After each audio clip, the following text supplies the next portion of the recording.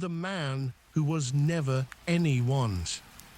London, winter 1943. Lieutenant Commander Julia Farrow had spent the first 3 years of the war doing intelligence work so quietly administrative, filing, cross-referencing, the endless clerical labor of an organization that ran, in the end, almost entirely on paperwork, that she had long since stopped expecting her own contribution to the war effort to involve anything more dramatic than a well-organized card index. It was, therefore, with a considerable and entirely justified sense of disbelief that she found herself, on a gray January morning, seated in a windowless basement office, listening to two naval intelligence officers propose, in tones of perfect seriousness, that the coming Allied invasion of Sicily might be substantially assisted by the strategic deployment of a dead man. "We do not mean this figuratively," said the senior of the two officers, a precise, dryly humorous man named Commander Reeve, watching Julia's expression with evident amusement at her visible skepticism. "We mean it in the most literal sense available to the English language. We propose to acquire, through entirely legal and appropriately discreet means, the body of a recently deceased man of roughly the right age and physical condition, dress him convincingly as a Royal Marine officer, equip him with a briefcase containing entirely fabricated but exceptionally convincing personal correspondence, strongly suggesting that the forthcoming Allied invasion of southern Europe will fall not upon Sicily, where it is in fact planned, but upon Greece and Sardinia instead, and then arrange for this body to wash ashore on the coast of neutral Spain, where we have every reasonable expectation that Spanish authorities, sympathetic in various documented ways to German interests despite their official neutrality, will share the contents of that briefcase with German intelligence before returning it, and the body along with it, to the British authorities, who will formally and rather sorrowfully request their return." Julia's first response, she would later admit in the account she eventually left for her own family many decades afterward, was to assume the two officers were testing her composure with some elaborate joke, a not entirely unreasonable assumption, given the genuinely macabre absurdity of the proposal as stated. It was only as the briefing continued, and as the two men began laying out, with evident and long-considered seriousness, the specific practical and logistical difficulties the plan would need to overcome, that she came to understand the proposal was entirely genuine, and that she herself, on the strength of her 3 years of meticulous, unglamorous administrative work, had been selected to help manage what would prove to be one of the most delicately constructed deceptions of the entire war. The problem of being convincingly dead. The central difficulty, explained the junior of the two officers, a younger and rather more nervously intense man named Lieutenant Aldous Bream, is not acquiring a body, which presents its own considerable challenges, but is, in the final analysis, the most straightforward part of this entire undertaking. The central difficulty is constructing, around that body, an entire convincing human life, a life detailed and specific enough that any German intelligence officer examining the recovered documents will have no reason to suspect they are looking at anything other than the genuine personal effects of a genuine, if now unfortunately deceased, British officer. Julia, listening, found herself drawn immediately into precisely the kind of meticulous, detail-oriented problem her 3 years of administrative intelligence work had, without her ever quite realizing it, been preparing her to solve.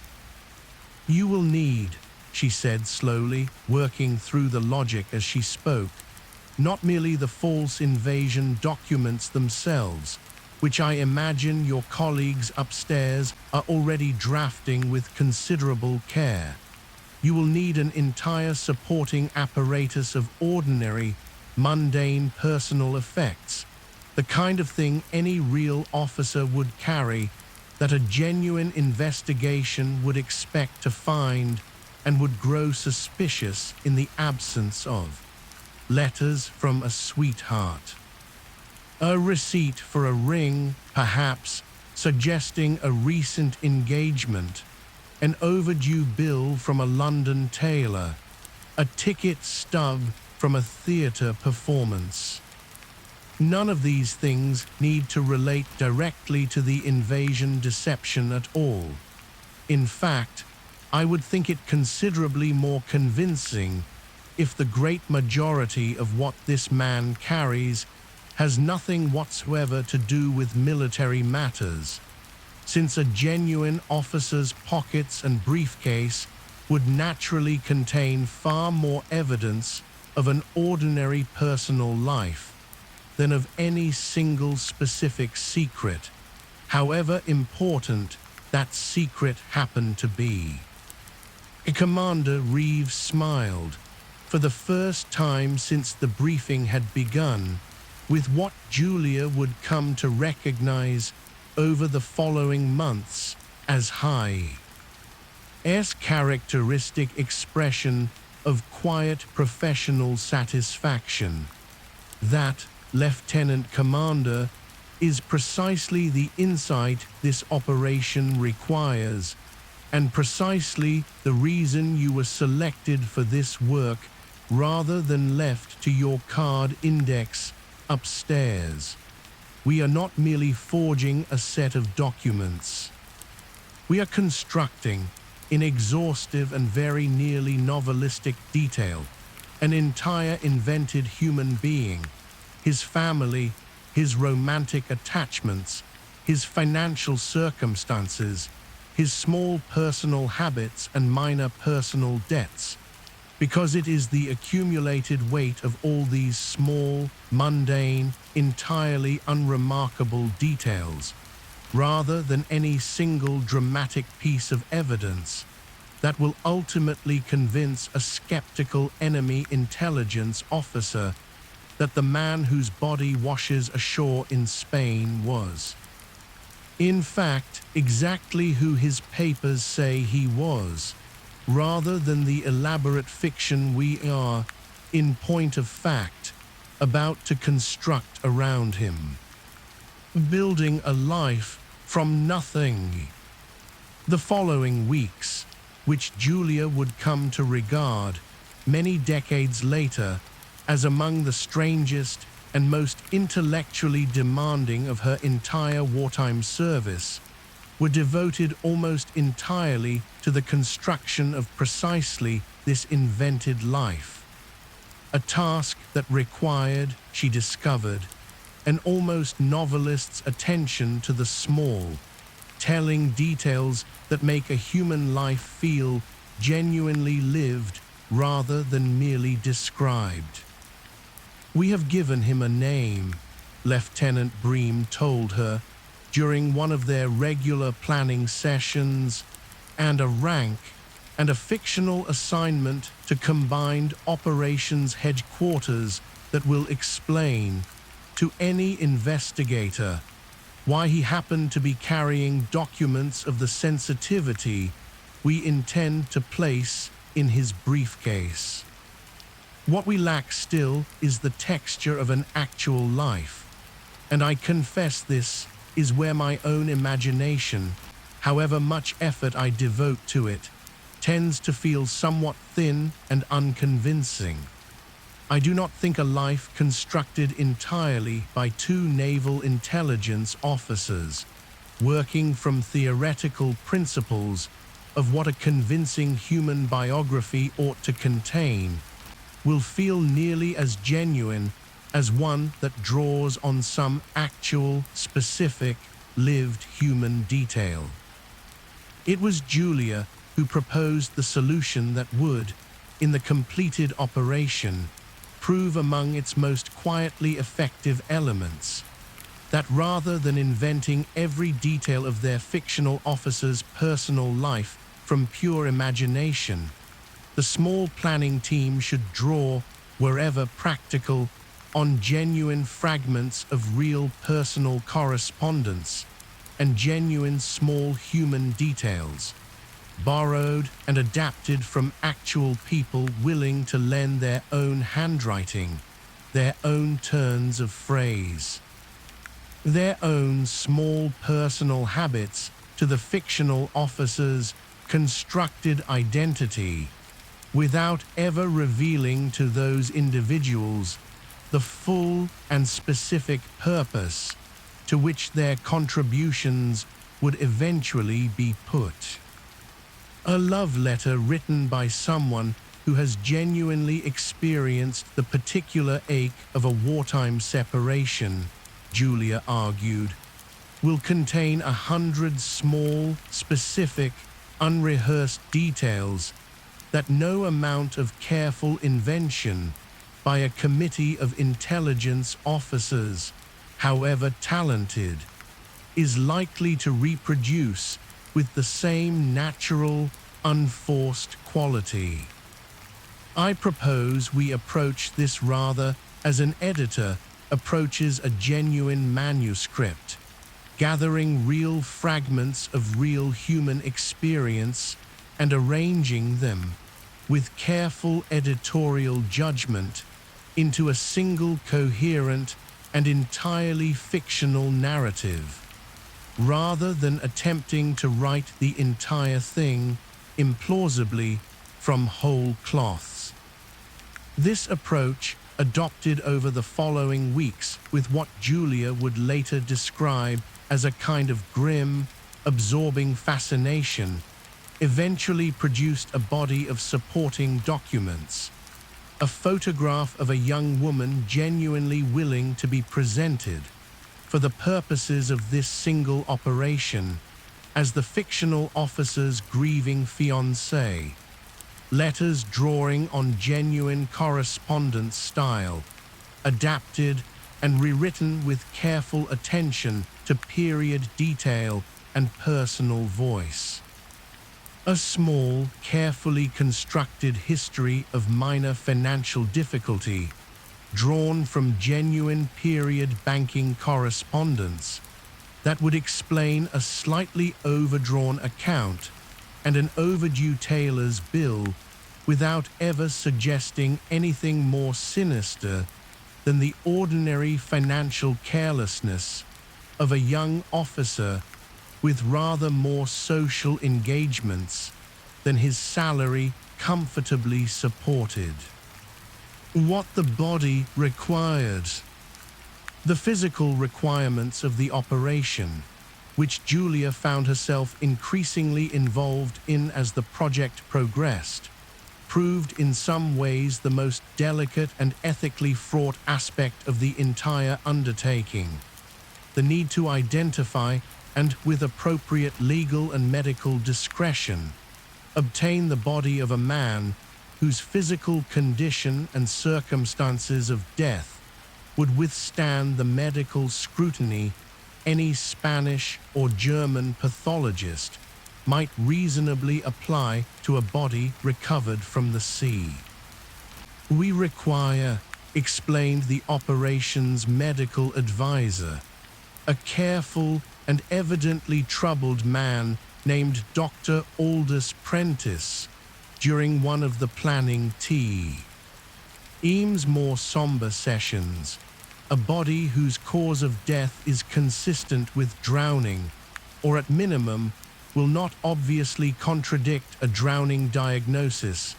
Under the kind of cursory post-mortem examination we anticipate Spanish authorities will actually perform, given their own limited interest in devoting extensive forensic resources to what will appear, to them, simply the tragic and unremarkable death of a foreign officer whose ship was evidently lost at sea. This is, I want to be candid with this committee, not a trivial requirement, and I do not believe any of us should proceed with false comfort about the nature of what we are actually doing, which involves the deliberate use of a deceased human being's remains, obtained without that individual's own prior knowledge or consent, in service of a deception that I believe, on balance, to be genuinely justified by the military advantage it may provide, but that I do not think any of us should pretend involves no genuine ethical weight at all. This candor, which Julia found herself recalling many decades later as one of the more quietly important moments of the entire planning process, prompted a brief but genuinely searching discussion among the small planning team about the moral dimensions of what they were proposing. A discussion that Commander Reeve, in his own characteristically dry but ultimately serious manner, brought to a close with an observation Julia found herself returning to many times over the remaining years of her own long life. I do not think any of us should proceed under the illusion that this operation is morally uncomplicated, he said. We are using the remains of a man who cannot consent to what we are asking of him, in service of a deception that we sincerely believe, based on the best strategic judgment available to us, will save a very great many lives in the actual invasion to come. Soldiers who will storm beaches in Sicily under conditions considerably more favorable. We believe, if German attention and German reserves remain concentrated elsewhere, in Greece and Sardinia, rather than fully prepared for the landing that will, in fact, occur. I do not believe this calculation resolves the moral complexity Dr. Prentice has rightly identified. I believe it is, at best, a genuinely difficult judgment made under the terrible arithmetic that war forces upon those of us unfortunate enough to be tasked with these particular decisions, and I would ask this committee to proceed with full awareness of that difficulty, rather than any false comfort that what we are doing is simple or morally costless, even if we ultimately conclude, as I believe we must, that it is nonetheless the right course of action given the stakes genuinely involved. The journey to Spain. The completed operation, the body, dressed with meticulous care in the uniform of a fictional Royal Marine officer, equipped with the elaborate briefcase of forged invasion documents and the accompanying collection of carefully constructed personal effects, was transporting by submarine to a position off the coast of neutral Spain in the late spring of 1943, released into waters where prevailing currents were calculated based on considerable careful study of regional oceanographic patterns, to carry it toward a specific stretch of Spanish coastline known, through prior intelligence, to be closely monitored by German agents operating with the tacit cooperation of certain sympathetic Spanish officials. "I confess," Julia wrote, in the account she eventually left for her family many decades after the war, "that I found the days immediately following the body's release almost unbearably tense, in a manner that surprised me rather more than I had anticipated, given how many months of careful, deliberate planning had preceded that single moment. We had by that point spent so many weeks constructing this fictional man's entire life in such exhaustive and increasingly intimate detail. His supposed romantic attachments, his supposed financial troubles, his supposed minor personal vanities and small human failings, that I found myself thinking of him, against every rational instinct I possessed, as something considerably closer to a genuine person than the deliberately constructed fiction I knew him. At every level of conscious understanding to actually be. It felt, in those anxious days of waiting for word of what had actually happened to the body once it reached Spanish shores, rather like waiting for news of an actual friend's fate, a feeling I found genuinely difficult to reconcile with the clear-eyed, deliberately unsentimental professional judgment the entire operation had demanded of all of us throughout its long planning. Word eventually reached the small planning team, through the careful monitoring of diplomatic and intelligence channels in Spain, that the body had indeed washed ashore near the coastal town where currents had been calculated to carry it, had been recovered by local fishermen, and had come, in the days that followed, into the custody of Spanish naval authorities who, exactly as the operations planners had anticipated based on considerable prior intelligence regarding certain sympathetic officials' willingness to share sensitive materials with German intelligence contacts operating within Spain,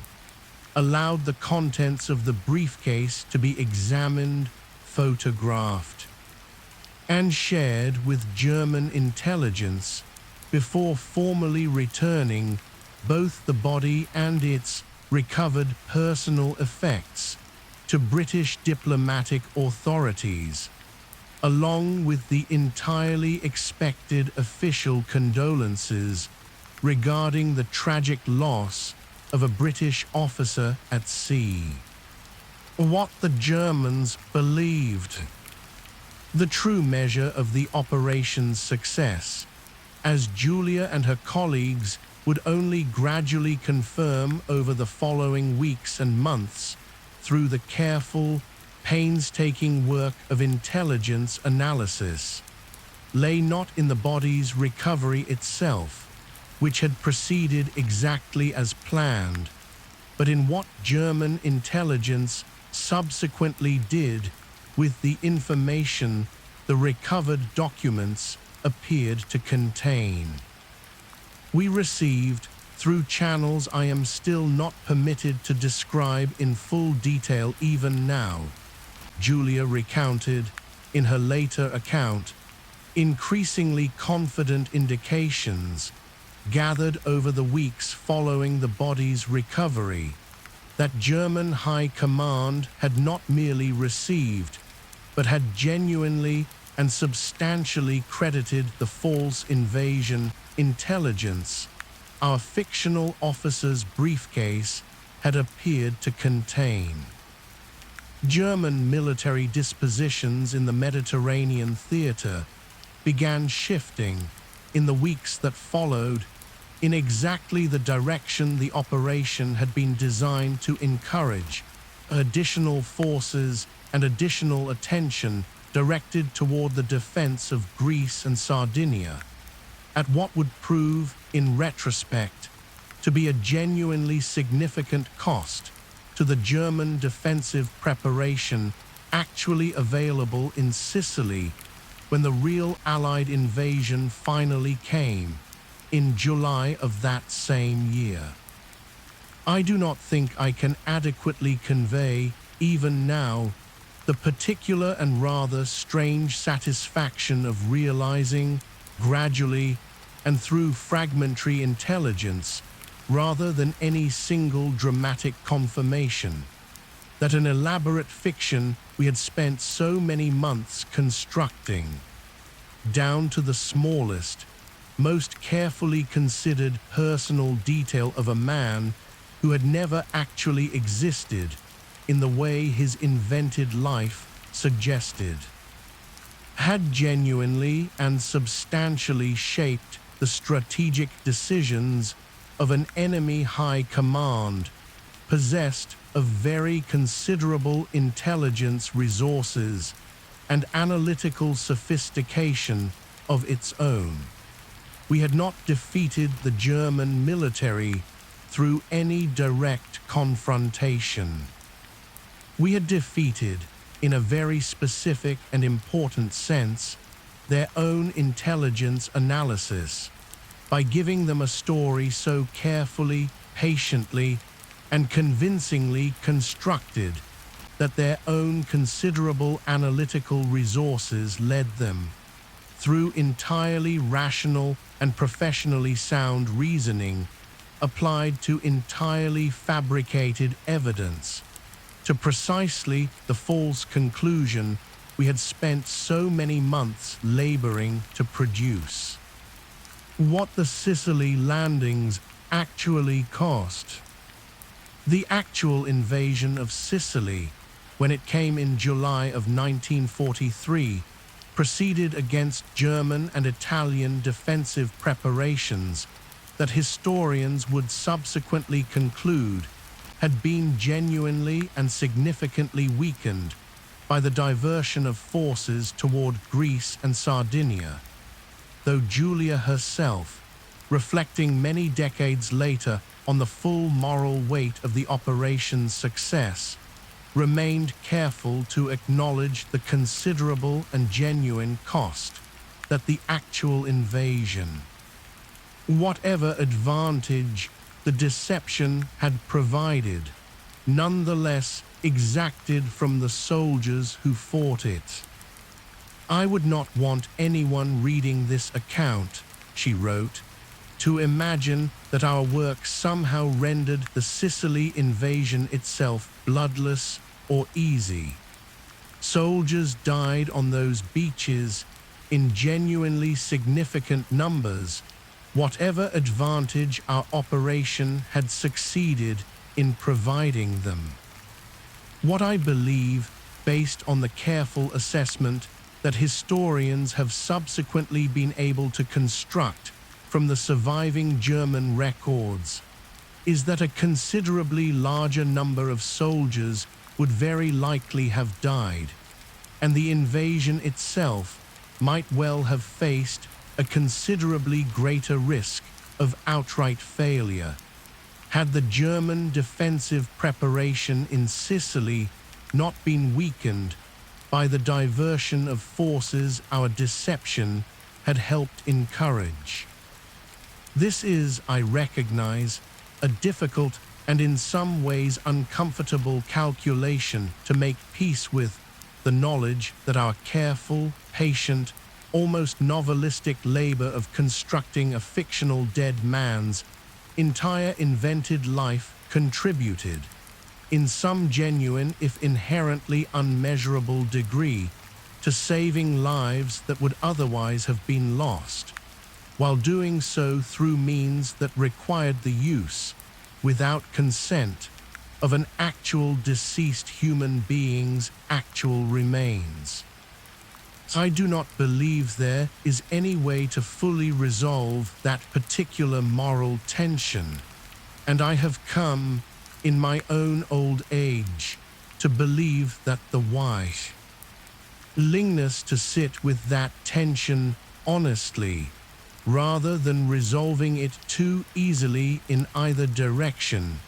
is itself an important part of properly understanding what operations of this kind actually required of the people who planned and executed them. The question of who he actually was. It was a detail that Julia herself did not learn until many decades after the war. Declassified records and subsequent historical research, having gradually revealed information that had been closely guarded for the entirety of her own active wartime service, that the actual identity of the man whose body had been used in the operation, and the precise circumstances of his own death, and the arrangements made regarding his family's knowledge and consent, remained matters of genuine historical sensitivity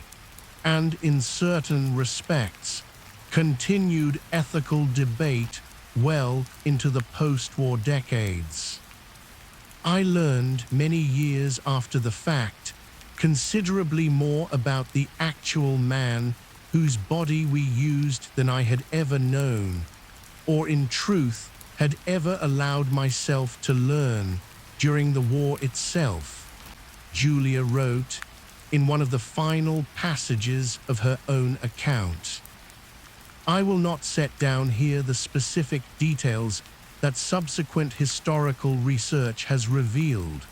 both because those details properly belong to a family history that is not mine to recount, and because I think the more important lesson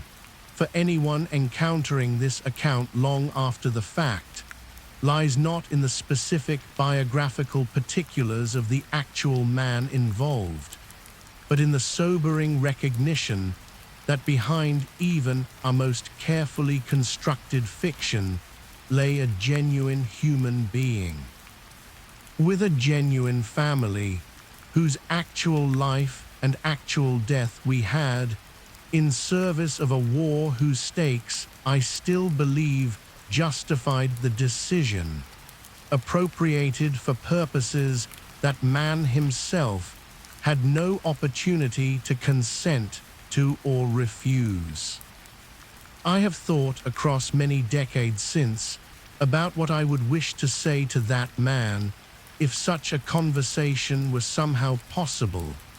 a man who never knew, in whatever life he actually lived before his death, that he would eventually become, for a period of some months in 1943, one of the most consequential fictional characters of the entire war, his actual remains dressed in a uniform he never wore, carrying documents describing a life and a love, and a set of personal circumstances that were never genuinely his own, in service of a deception that may well have saved the lives of a great many soldiers who would otherwise have died on a beach he himself never saw. I do not know that there is any fully adequate way to reconcile the genuine moral weight of what we did to that man's remains with the genuine strategic value the deception provided. I have come, in my own final years, simply to hold both truths together as honestly as I am able,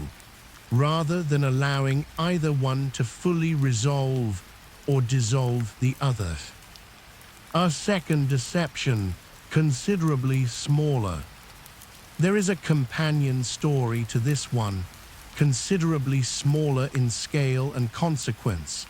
but connected. Julia came to believe upon learning of it many years later, by precisely the same underlying strategic logic that Julia's own granddaughter,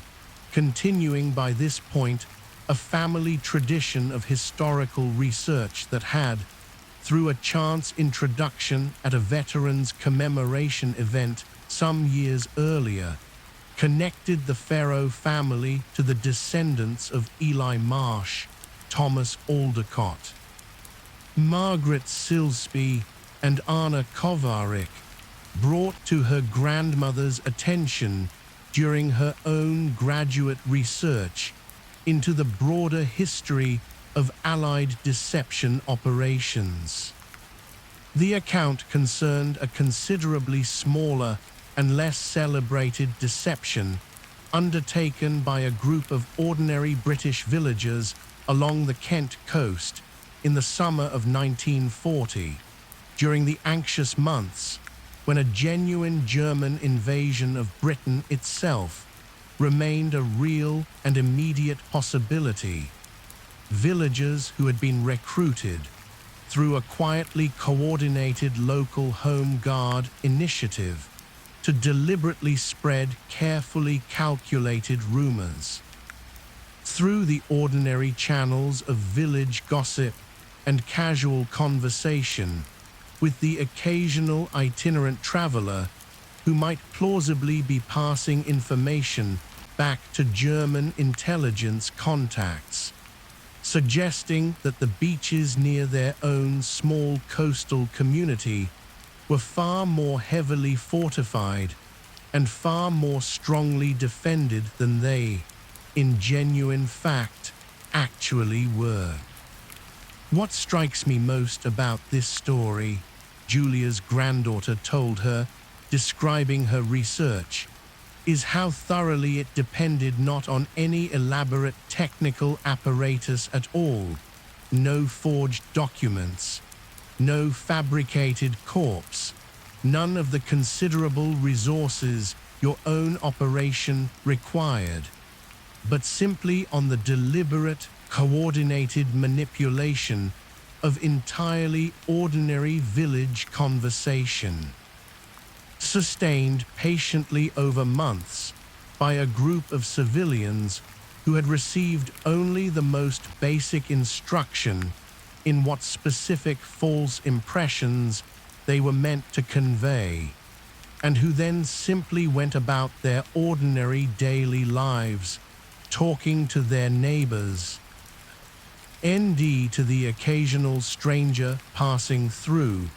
in ways carefully calculated to plant and reinforce a specific false impression of local defensive strength, entirely through the accumulated, unremarkable texture of everyday conversation, rather than any single dramatic act of deception. Julia, hearing this account many decades after her own wartime service, found in it a confirmation of a principle she had come, across her own long life of reflection on the war, to regard as perhaps the single most important and most consistently rediscovered lesson of that entire conflict's hidden history of deception. It is, I think, precisely the same lesson that Whitfield taught young Marsh in A French Field, that Christine Granville-Ashby demonstrated through 2 years of silk and ink formulation, that the women of Bletchley Park embodied through years of patient, largely uncredited labor, and that Anna Kovarik sustained through nearly 3 years of an entirely fabricated fictional network. Julia reflected. The most effective deception is very rarely the most dramatic or the most technically elaborate. It is, again and again, across every single one of these stories, the deception patient enough, careful enough, and thoroughly enough woven into the ordinary, unremarkable texture of everyday life, that an enemy observer however sophisticated his own analytical resources, simply has no particular occasion to look twice. What the historians eventually confirmed. The full scope of Operation Mincemeat's success was not conclusively established until decades after the war, when the gradual declassification of both British and, eventually, captured German intelligence records allowed historians to trace, with considerable specific documentary confirmation, exactly how thoroughly German High Command had credited the fabricated invasion intelligence, and exactly how significantly this false confidence had shaped German defensive dispositions in the Mediterranean theater in the crucial weeks before the actual Sicily landings. I have read in my own later years the full scholarly accounts that historians have subsequently been able to construct from these declassified records, Julia wrote in the final pages of her own account, and I confess I still find myself, even now, genuinely astonished at the sheer scale of what a small planning team, working with such limited resources and such a genuinely macabre central premise, actually managed to accomplish. We took a single deceased human being, dressed him in a uniform he never wore, gave him a life and a love and a set of financial troubles that were never genuinely his, and sent him by submarine into waters off a neutral country's coast, trusting an elaborate chain of calculated assumptions about ocean currents, about Spanish official sympathies, about German intelligence analysis, about the accumulated psychological weight of small, mundane, carefully constructed personal detail. And every single link in that remarkably long and remarkably fragile chain of assumption held, precisely as we had hoped, precisely at the moment it needed to hold, in service of an invasion that historians now generally agree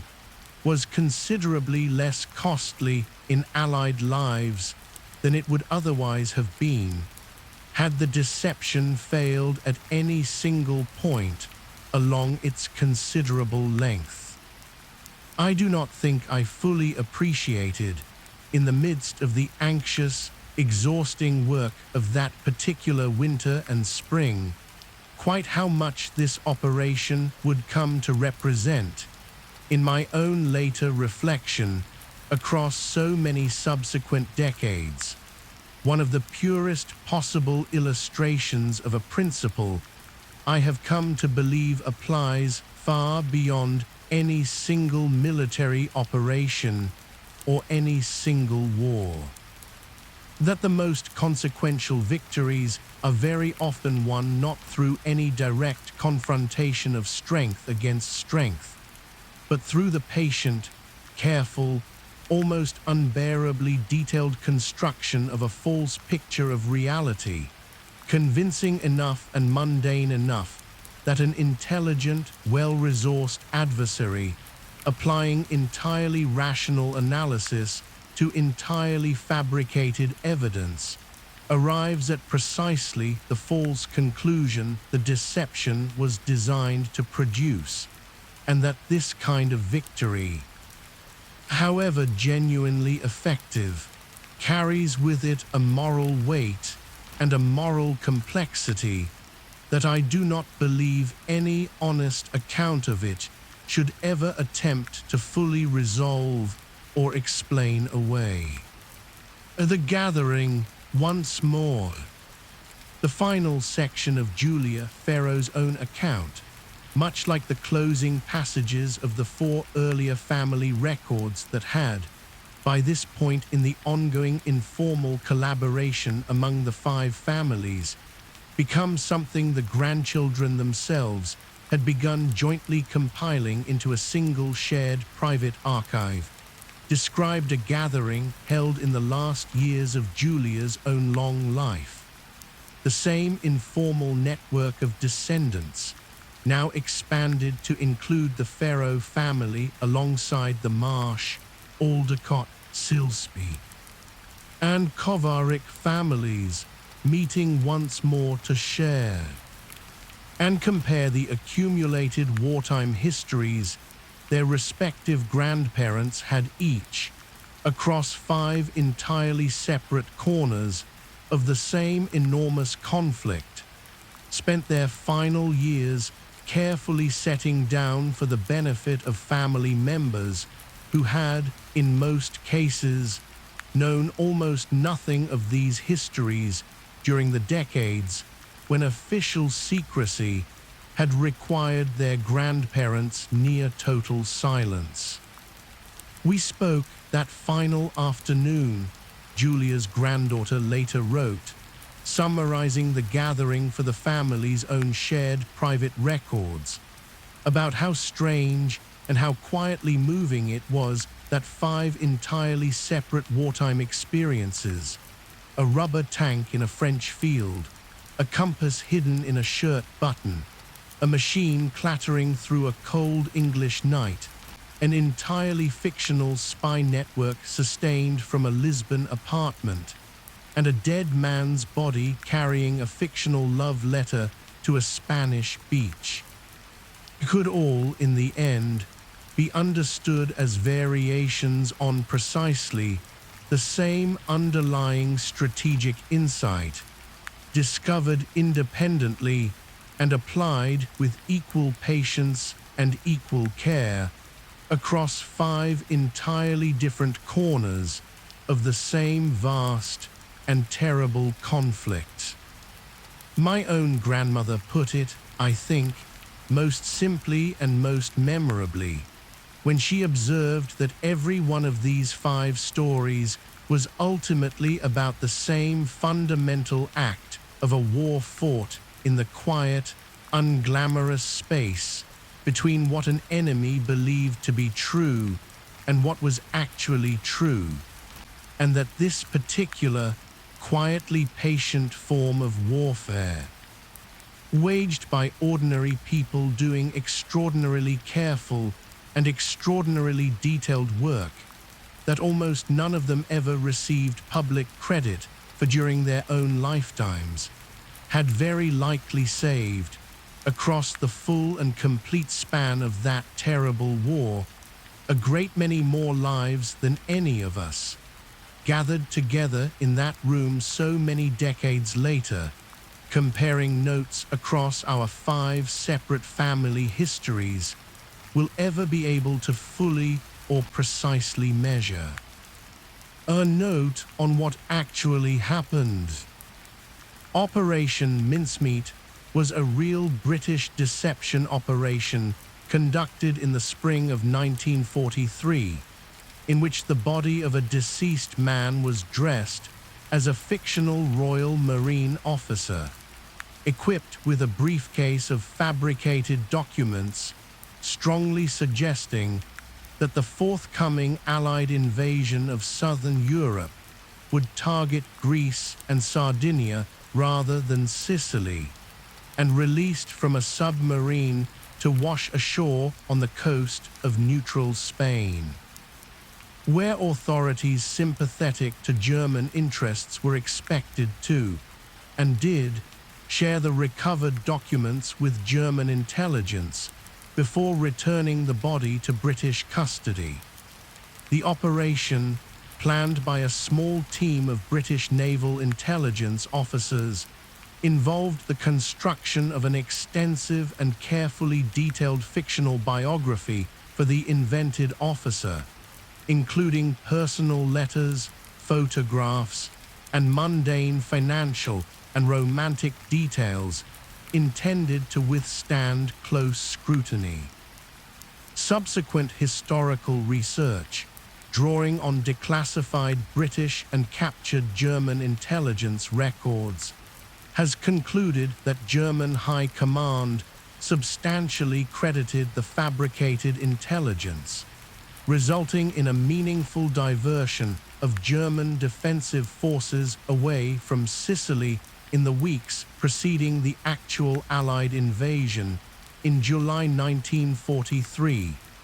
a diversion widely credited by historians with reducing Allied casualties during the actual landings. The identity of the deceased man whose body was used in the operation, along with the specific arrangements made regarding his family,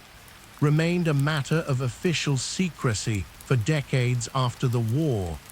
and has since become the subject of continued historical research, and among some historians and members of the public ongoing ethical reflection regarding the use of a deceased individual's remains without prior consent. However significant the resulting military advantage is now understood to have been.